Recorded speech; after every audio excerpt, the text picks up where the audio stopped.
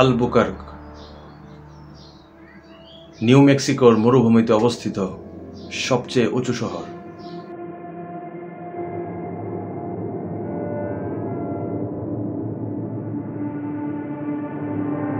সময় 2 ফেব্রুয়ারি 2009। ক্রিশ্চিয়ান রোজ নামক এক ভদ্রমহিলা সকালে হাঁটতে বের হয়েছেন, সাথে তার প্রিয় কুকুর। একটি নির্মাণাধীন ভবনের পাশে দিয়ে যাওয়ার সময় তিনি লক্ষ্য করেন মাটি ফুঁড়ে বের হয়ে থাকা একটি হাড়ের মতো কোনো বস্তু। তিনি সেটির ছবি তোলেন এবং তার এক বোন, যিনি কোনো হসপিটালে নার্স হিসেবে কর্মরত ছিলেন, তাকে পাঠান। তিনি এই ছবিটিকে পরীক্ষা করার পরে এটিকে একটি মানব হাড় বলে নিশ্চিত করেন। ক্রিশ্চিয়ান রোজ সঙ্গে সঙ্গে পুলিশকে জানান। একটি পুলিশ টিম এই জায়গাটির তদন্ত নেওয়ার জন্য আসে। পুলিশি তদন্তের পর জানা যায় এখানে একটি গণকবরের কথা, এবং এখান থেকে শুরু হয় নিউ মেক্সিকো আলবুকার্কের ইতিহাসের সবচেয়ে রহস্যময় খুনের কথা, যেটি বছরের পর বছর আলবুকার্কের মানুষদের আতঙ্কিত করে রেখেছিল। এবং এত বছর পরেও এখানকার মানুষ ওই ঘটনাকে মনে করে ভীত হয়। এটি এমন একটি কেস ছিল এবং এমন একটি ক্রাইম ছিল যেটার কোনো মোটিভ ছিল না, কোনো কানেকশন ছিল না, এবং কাউকে এর জন্য সাসপেক্ট হিসেবে নির্বাচন করা যায়নি। এফবিআই যে কেসের কাছে সম্পূর্ণরূপে ব্যর্থ হয়েছিল।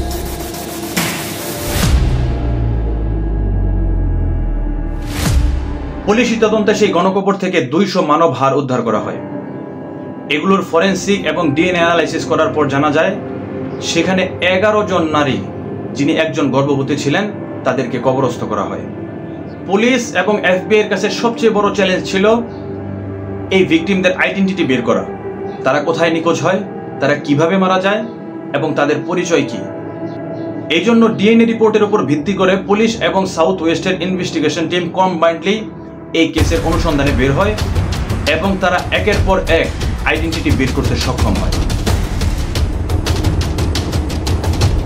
অনুসন্ধানের সর্বপ্রথম যে ভিকটিমের অনুসন্ধান তারা পায় তার নাম জেমি বারেলা। 15 বছর বয়সী এই কিশোরীকে সর্বশেষ 2004 সালে একটি পারিবারিক অনুষ্ঠানে দেখা যায়। জেমি তার কাজিন ইভলিনের সাথে একটি পার্কে ঘুরতে যায় এবং এরপর তাদের আর কোনো হদিস পাওয়া যায় না। এরপর নাম আসে মনিকা ক্যান্ডেলারিয়া, যিনি নিখোঁজ হয় 2003 সালে এবং যার নিখোঁজের কোনো তদন্ত করা সম্ভব হয়নি এবং কোনো মিসিং রিপোর্টও ছিল না। ভিক্টোরিয়া শেবেজ, যিনি এই লিস্টের তৃতীয় ভিকটিম এবং তিনি নিখোঁজ হন 2005 সালে। ভার্জিনিয়া ক্লোবেন ছিলেন এই লিস্টের চতুর্থ, যিনি 2004 সালে নিখোঁজ হয় এবং তার ব্যাপারেও কোনো মিসিং রিপোর্ট কোথাও পাওয়া যায়নি। এরপর নাম আসে সিলানিয়া এডওয়ার্ডস। 15 বছর বয়সী এই কিশোরী ছিলেন মাদকাসক্ত। ওকলাহোমার লোকাল থানায় তার মিসিং রিপোর্টও করা হয়। 2004 সালে তাকে সর্বশেষ ইস্ট কোলফ্যাক্স অ্যাভিনিউতে দেখা যায়। এই তালিকায় 6 নম্বর নাম আসে সিনামন। 32 বছর বয়সী এই নারী 2004 সালে নিখোঁজ হয়। ডোরিন মার্কেজ, যিনি এই লিস্টের 7ম ভিকটিম এবং তিনিও নিখোঁজ হয় 2004 সালে। জুলি নিয়েটর, যিনি এই লিস্টের 9ম ভিকটিম এবং নিখোঁজ হয় 2004 সালে। এরপর নাম আসে ভেরোনিকা রোমেরো। 28 বছর বয়সী এই নারী 2004 সালে নিখোঁজ হয়। ইভলিন সালাজার ছিলেন এই লিস্টের 10ম ভিকটিম, যাকে সর্বশেষ 2004 সালে দেখা যায় এই কেসের প্রথম ভিকটিম জেমি বারেলার সাথে। এরপর তাদের দুজনকে আর খুঁজে পাওয়া যায় না। এই রিপোর্টে সর্বশেষ নাম আসে মিশেল ভালদেস, যিনি 2004 থেকে 2005 সালের মধ্যে নিখোঁজ হন এবং তাকে হত্যা করা হয়।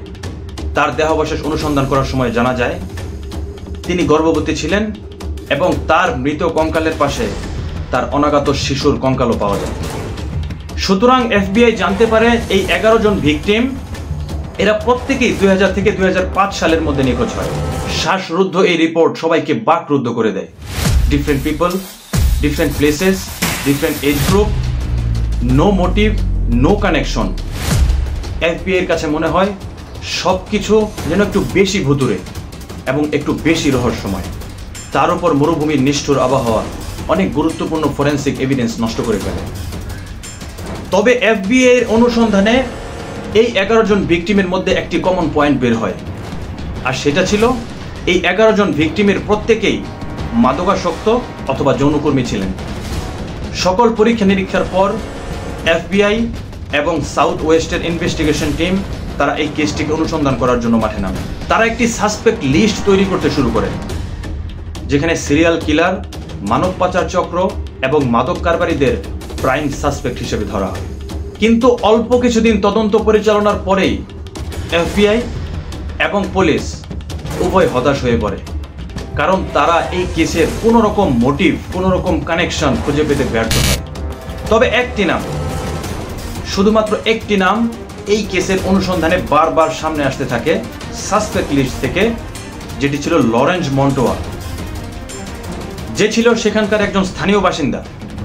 তাকে আলবুকার্ক হত্যাকাণ্ডের প্রধান সন্দেহভাজন হিসেবে ধরা হয়। এর কারণ হিসেবে ধরা হয় লরেঞ্জো মন্টোয়া তিনি যৌনকর্মীদের প্রতি সহিংস আচরণ এবং নারী নির্যাতনের অভিযোগে অভিযুক্ত ছিলেন পূর্ব থেকেই। সে আলবুকার্ক ওয়েস্ট মেসার কাছেই অবস্থান করত এবং তার গতিবিধি ছিল অত্যন্ত সন্দেহজনক। সুতরাং এই সব কিছুর উপর ভিত্তি করে এবং খুবই মিনিমাম কানেকশনের উপর ভিত্তি করে তাকে এই মামলার প্রধান সাসপেক্ট হিসেবে ধরা হয়। এরপর 2006 সালে লরেন্স মন্টোয়া এক যৌনকর্মীকে শ্বাসরুদ্ধ করে হত্যা করার সময় ধরা পড়েন। ভুক্তভোগীর দেহরক্ষী তাকে গুলি করেন এবং লরেন্স মন্টোয়া সেখানে নিহত হন। লরেন্স মন্টোয়া মারা যাওয়ার পর এই কেসে আর কোনো ফর্মাল ইনভেস্টিগেশন করা সম্ভব হয়নি। সমস্ত রকমের তদন্ত বন্ধ হয়ে যায়। তবে তার মৃত্যুর পর ওয়েস্ট মেসায় হত্যাকাণ্ড, খুন অনেকটাই কমে যায়, যার কারণে অনেকেই 11 সিরিয়াল কিলিংয়ে তাকে সিরিয়াল কিলার মনে করে। তবে এই কেসে তার সম্পৃক্ততার কোনো ফরেন্সিক প্রমাণ পাওয়া যায়নি এবং পুলিশের কাছেও কোনো রকম তদন্ত এগিয়ে নেওয়া সম্ভব হয়নি। অতঃপর এপিডি এবং এফবিআই তাদের ব্যর্থতা স্বীকার করে এবং $1 লক্ষ এই কেসের যে কোনো তথ্য দেওয়ার জন্য পুরস্কার ঘোষণা করে এবং এই তদন্ত ক্লোজ করে দেওয়া হয়। অতঃপর ওয়েস্ট মেসা হত্যাকাণ্ড নিউ মেক্সিকোর ইতিহাসে সবচেয়ে রহস্যজনক খুন হিসেবে ধরা হয়, যার কোনো রকমের ইনভেস্টিগেশন করা সম্ভব হয়নি।